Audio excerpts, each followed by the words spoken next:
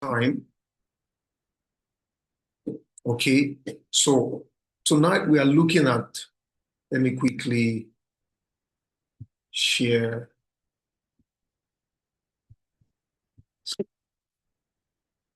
Absolutely.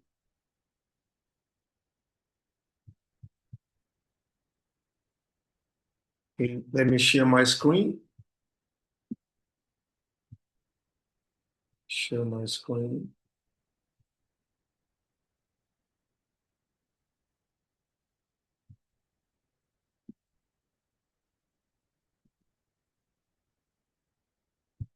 Right.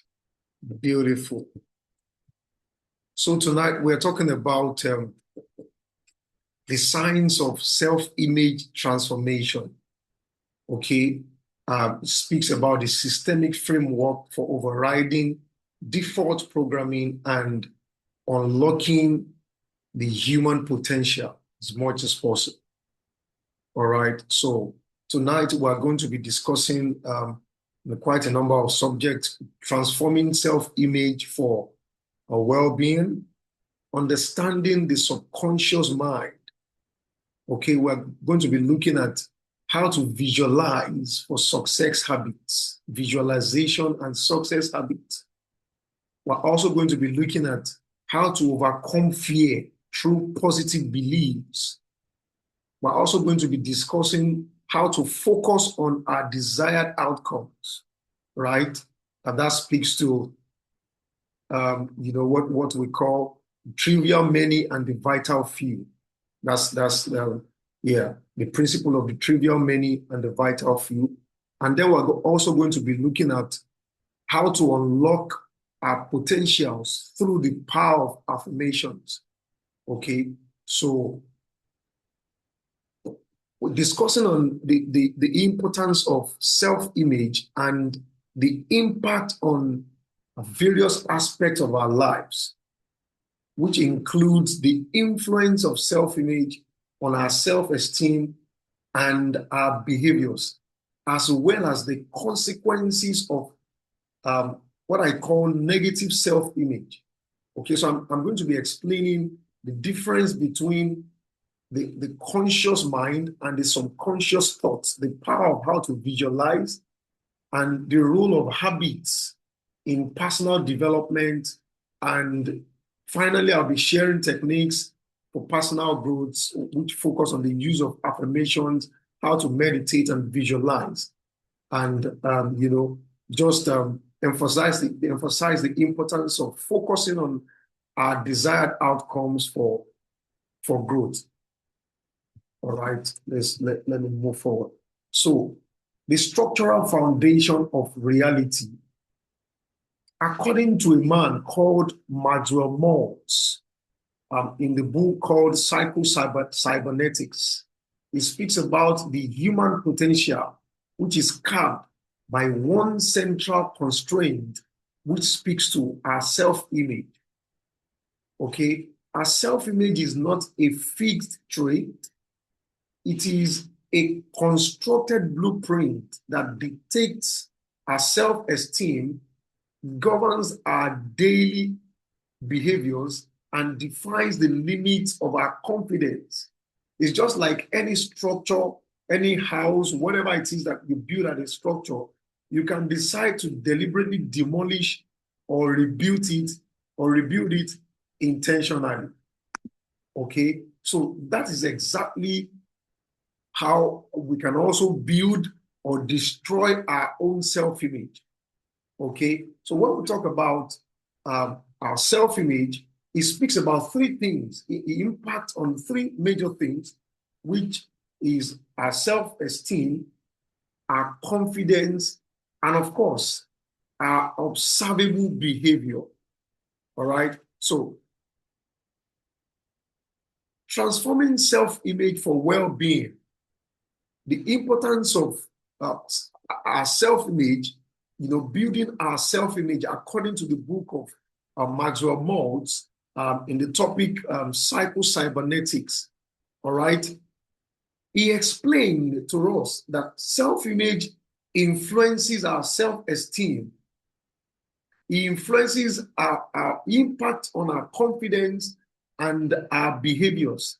That book emphasized that our self-image, our confidence, and our behaviors can be changed. We can change it through a deliberate effort. It also highlights the negative consequences of self-image, which includes the risk, right, of the risk of suicide in a number of young people in this our day and our time. Okay.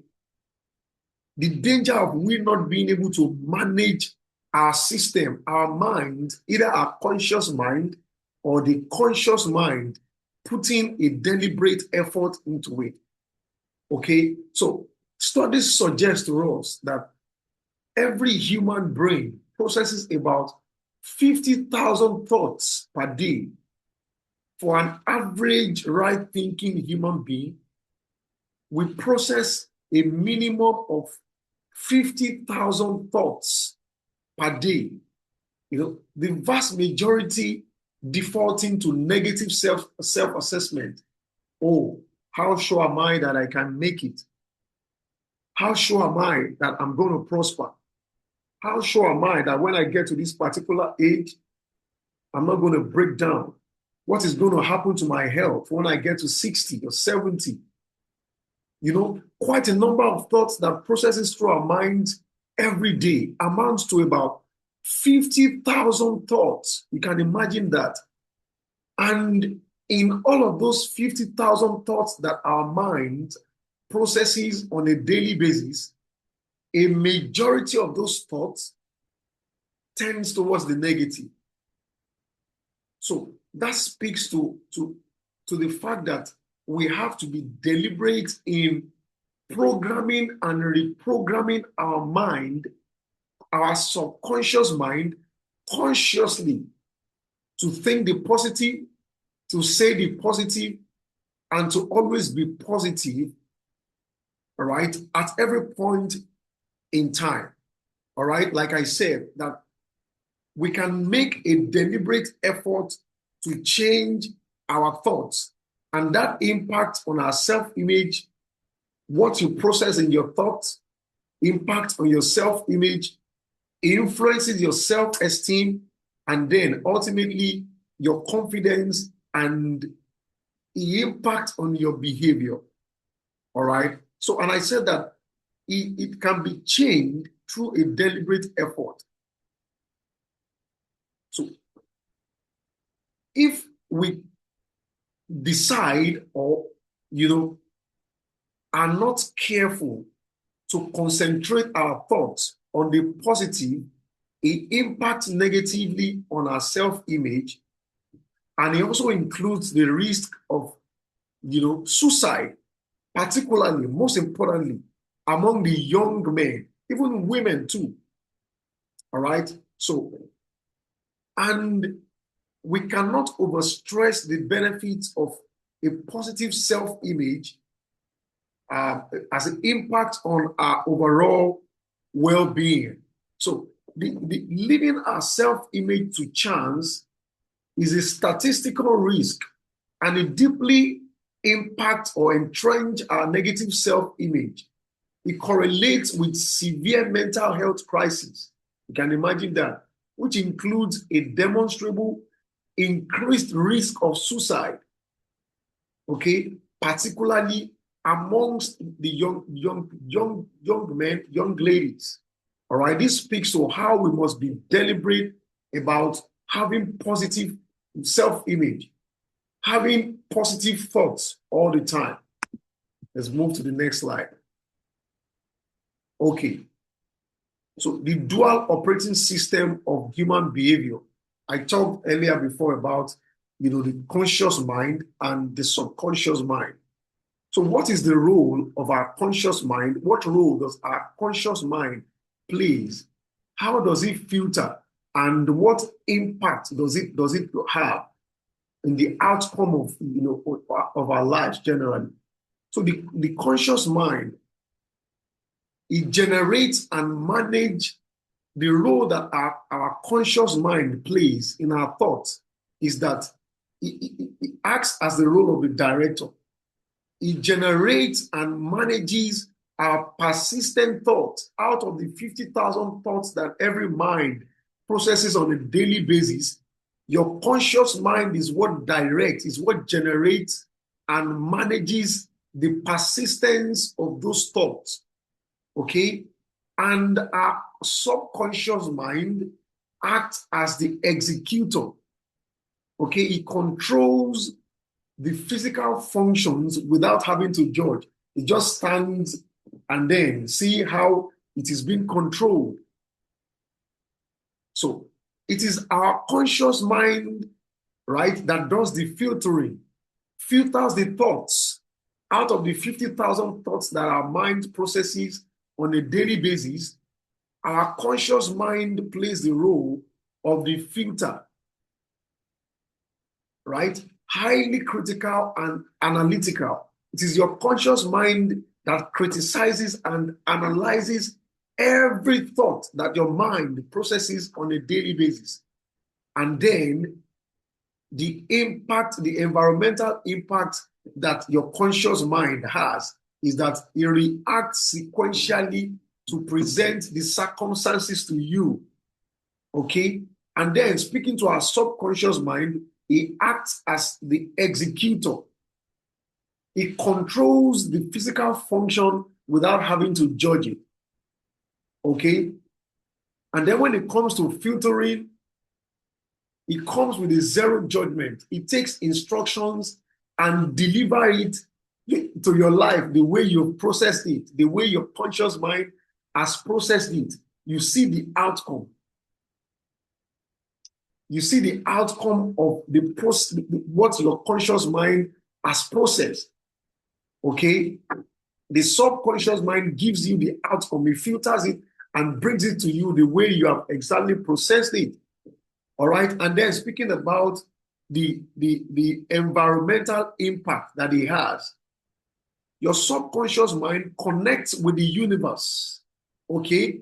Actively attracts people, places, and opportunities which are aligned with your dominant programming. So what this means is that the universe gives back to you what you consistently process in your subconscious mind. Either it is positive or it is negative. All right? Your subconscious mind delivers to you the kind of people that, the places that you think about, the kind of people you think you can relate with, you can meet with, all right? The opportunities that everything that you can think of having in the universe, your subconscious mind delivers them to the doorsteps of your heart. And then you begin to see them physically. All right? So this speaks to how we must be deliberate about, the kind of thoughts that we must process in our minds every day. So with our dominant conscious thoughts, whether it is positive or it is negative, the importance of developing awareness of our thoughts to change the negative programming, all right? And to trust our subconscious mind to manifest the goals, all right? And then citing the studies by Maltz that I talked about earlier, that our mind processes 50,000 thoughts per day, with many of those thoughts coming as the negative. This is the reason why we must be very mindful. We must be aware. So it speaks to three things. Awareness. It speaks to consciousness. And it speaks to mindfulness. We must be aware, first of all, about the thoughts that our mind processes on a daily basis. Out of those 50,000 thoughts, you must be aware. And then you must be mindful of the thoughts that your mind must process. And then thirdly, you must consciously program your thoughts, program your mind to think the positive so that the outcome that you begin to see, all right, talks about the people, the places, and the opportunities that the universe pushes to you every day and every time. All right, moving forward. The subconscious mind processes data with absolute literalism. It is, and it possesses a critical structure, and it cannot distinguish between an event that is actually happening and an event that is vividly imagined. Okay? And this speaks to we having what I call the mental rehearsal and daydreaming to trigger the exact same internal machinery as physical execution. What is this talking about? Is that we must understand the power of visualization and success habit. It is important that, we learn how to visualize and daydream, if I'm going to put it that way, see visualization and daydreaming as important tools that we must have in our archive for success on a daily basis. All right? So our subconscious mind cannot distinguish between real experiences and imagined ones. All right? And that's the reason why we must be deliberate about what we program into our subconscious mind. Okay? And we must put in the power of mental rehearsals by visualizing and daydreaming. Okay? And that's how our habits are formed. And before a habit is formed, it takes a minimum of 21 days for a particular habit to be formed. So that means that if you are going to reprogram your mind, reprogram your thoughts, all right, to form new habits, you must be consistent, all right, about the execution, about the emphasis that you lay on the thoughts that you process in your mind on a daily basis. And you have to be consistent about it for the next 21 days before the habit could be formed. Okay? So it takes 21 consecutive days to establish a new habit. And the encouragement is that we must be deliberate to write what I call affirmations. Okay? Write your affirmations, your daily affirmations, and then begin to say it to yourself every day consistently for the next 21 days. Okay? Before the habit is going to be formed in your subconscious mind. Okay, identifying structural flaws, the anatomy of fear. Okay, so talking about the concept of fear. Fear often stems from what I call false beliefs about yourself, and it could be paralyzing. All right, the importance of analyzing and challenging these negative self-beliefs is that most of these beliefs that is formed in our mind are always false, okay? And we have the power to criticize those thoughts.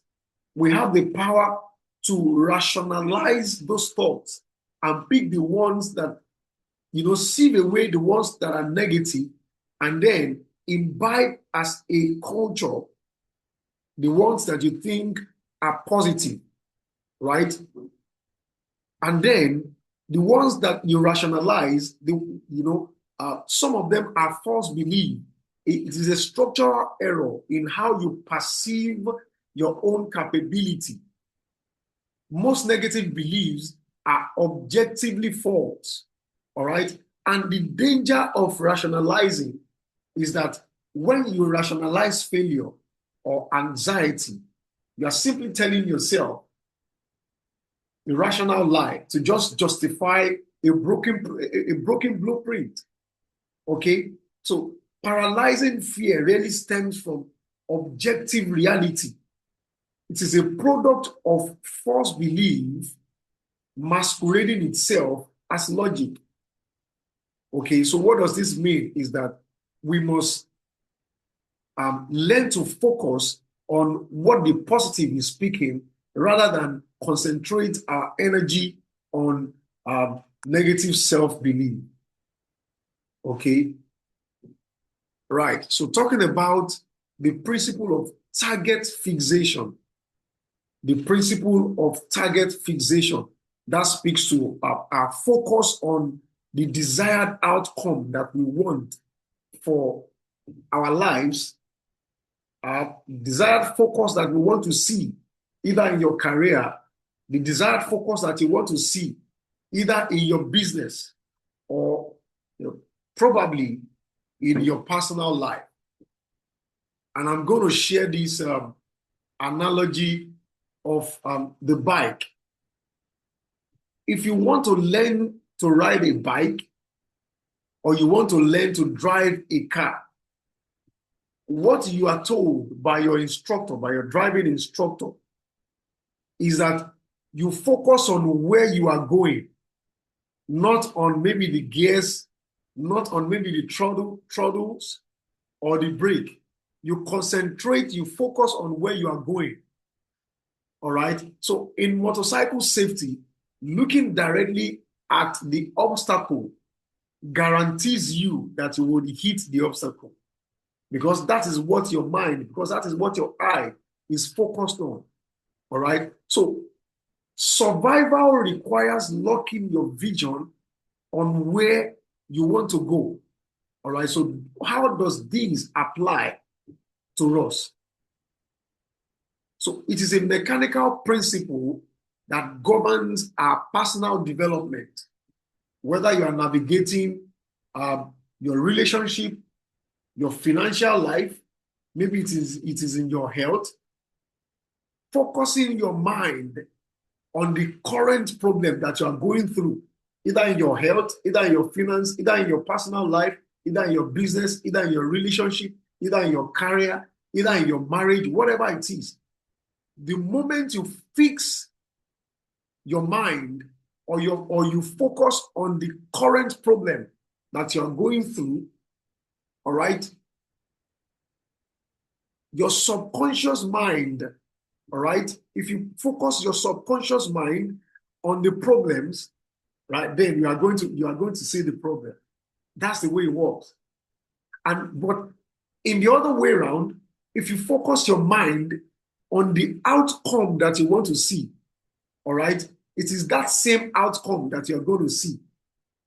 So we must look strictly at, so this is what we're trying to say here, that we must be mindful to focus on the outcome that we want to see, so that the outcome that we want to see becomes our reality. Okay? So that is the power of desired outcomes. All right? So focusing on where we are going, either in your career, either in your personal life, either in your relationship, either in your business, either in your marriage, whatever it is, our focus must be on our desired outcomes. In our journey, in our quest to the desired outcomes that we want, we are going to experience obstacles along the way. However, if we concentrate on those obstacles, we're not going to get to see the desired outcomes. Rather, because we have focused our minds and our thoughts on those obstacles rather than seeing the desired outcomes. So this speaks to how we must, first of all, be aware and consciously and deliberately continue to focus on our desired outcomes. All right. So that is what controls our minds. And then we can begin to see the outcomes of what we want to see happen in our lives, in our business, and in our career. So visualization and mental rehearsal. Visualization and mental rehearsal. So because the subconscious mind cannot distinguish between the real and the imagined, so we must be deliberate about what we visualize, right? We must be deliberate about daydreaming. Daydreaming is not fiction, okay? We must be deliberate about thinking about, concentrating our efforts, the effort of our minds on what we want our desired outcomes to be. All right. So the instruction is that we must not just think about the goal. We must render it in 3 dimensions. 1, practice mental rehearsal regularly to forcefully install the new design into our subconscious executor. And the first one is our conscious idea.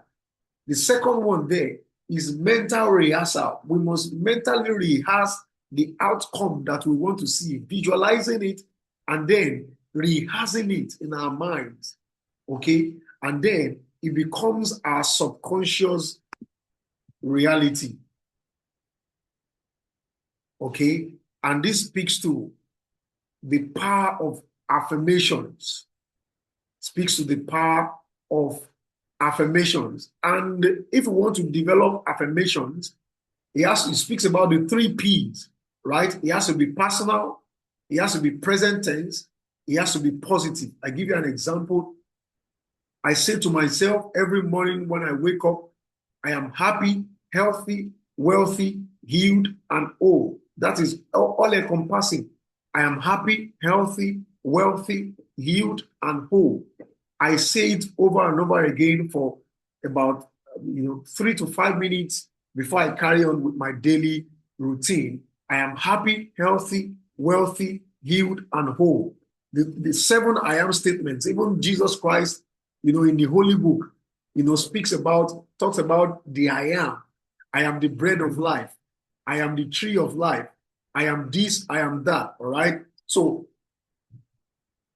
our words of affirmation has to be personal, it has to be present, and it has to be positive, okay? Don't put it in the future. It doesn't have to be I will, no. It is negative phrasing for you to say, give an example of I will not fail. It is telling you what is going to happen maybe in the future, okay? Rather, we must concentrate on what is present, what is personal, and what is positive. We must begin with I am. I am healthy, wealthy, healed, and whole. I am happy, I am healthy, I am wealthy, I am healed, and whole. And then you can break it down. I am happy, you can break it down. I am happy in my family, I'm happy in my career, I am happy in my business, I am happy in my relationship, right? I am healthy. My health is getting better. I am statement. You must begin with the I am to claim ownership of whatever it is that you want to claim for yourself. It has to be present. You state it as a current reality, not a future hope. All right. And of course, it has to be positive. Focus entirely on the presence of your desired state. All right. Moving forward because of our time. All right. So the 17 seconds activation, whatever your affirmation is, you have to make sure that it stays with you for the first 17 seconds, right? The passing thought holds no structural power. So to bypass your conscious judgment effectively, by effectively reprogramming the subconscious, your affirmation or your visualization must be held with absolute focus for a minimum of 17 unbroken seconds. Okay? You must continue to hold your affirmation and your visualization to yourself for a minimum of 17 seconds. Like the example that I gave, I am happy, I am healthy, I am wealthy, healed, and whole. I'm happy, I am healthy, I am wealthy, I am healed, and whole.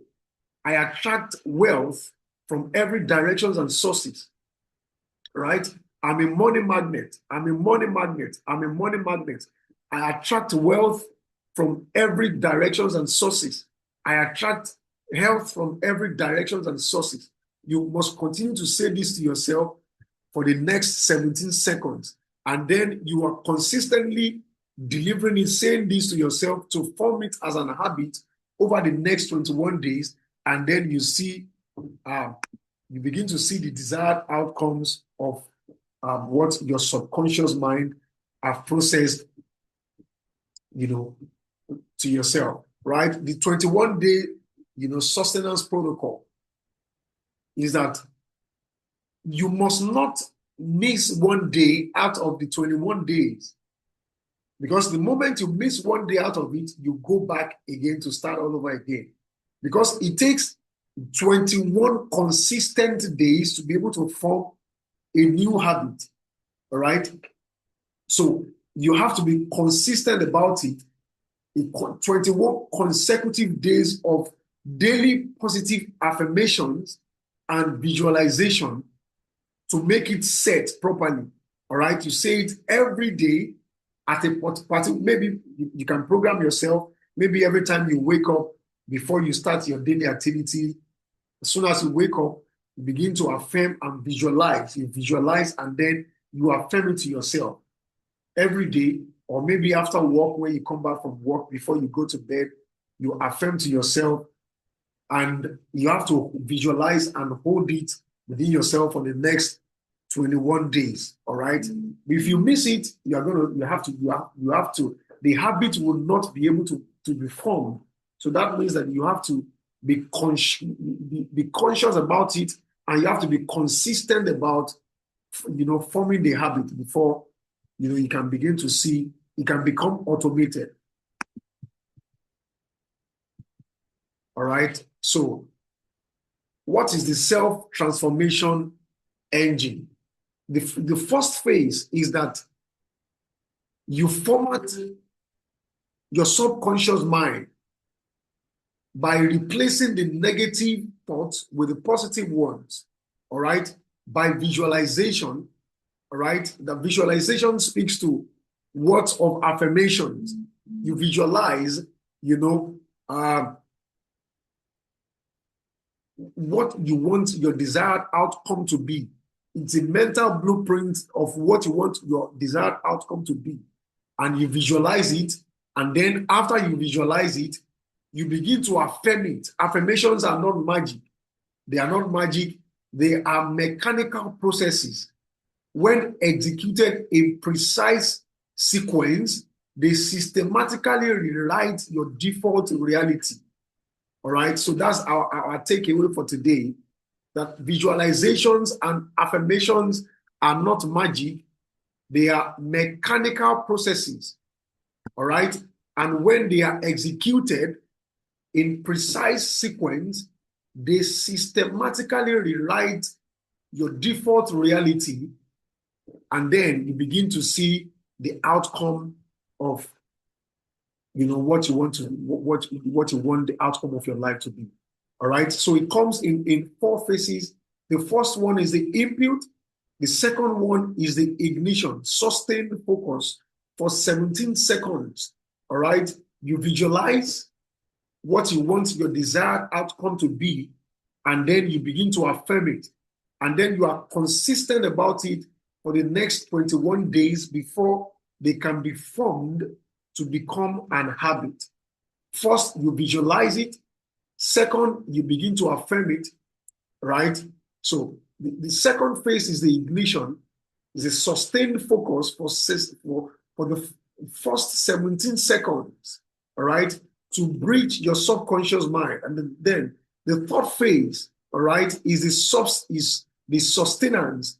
All right, you repeat it for the next 21 days before the habit can be formed. And then the last phase is the output.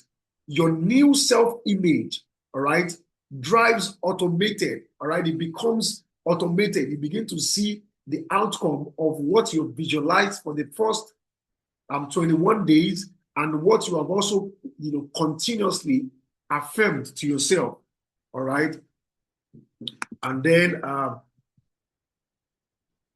the last slide there speaks to, it's all about you. It's all about you. It's all about you. You are demanded to take charge of your mental programming. It's all about you. All right. So I give you an assignment. And the assignment is draft 2 personal affirmations to initiate your 21 days protocol. I've given us an example. I wake up every morning and I say to myself, for the next 5 minutes, I am happy, healthy, wealthy, healed, and whole. I am happy, healthy, wealthy, healed, and whole. And then I break it down. I apply it to every aspect of my life, in my business, in my career, in my relationship, in everything that about me. I am happy in my business. I am happy in my family. I am happy with my work. I am healthy. I'm happy, healthy, wealthy, healed, and whole. And then I say to myself, I'm a money magnet. I attract money and wealth from every directions and sources. I say these things to myself consistently every day, and then consistently over the next 21 days, and before it can be formed to become an habit. So it's an assignment, all right? Draft 2 personal affirmations to initiate your 21 days protocol and ensure that, it follows the 3P architecture. Remember I said that it has to be personal, it has to be present tense, and it has to be positive.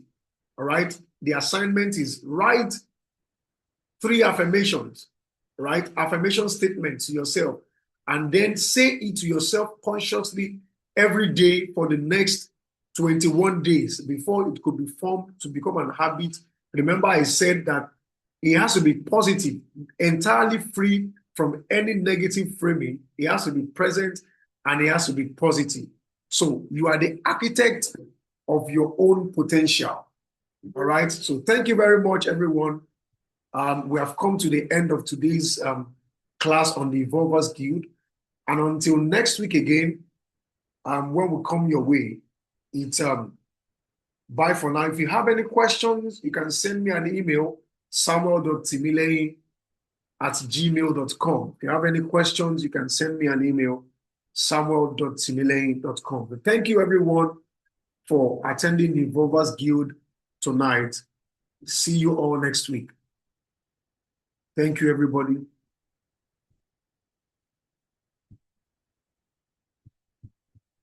Bye.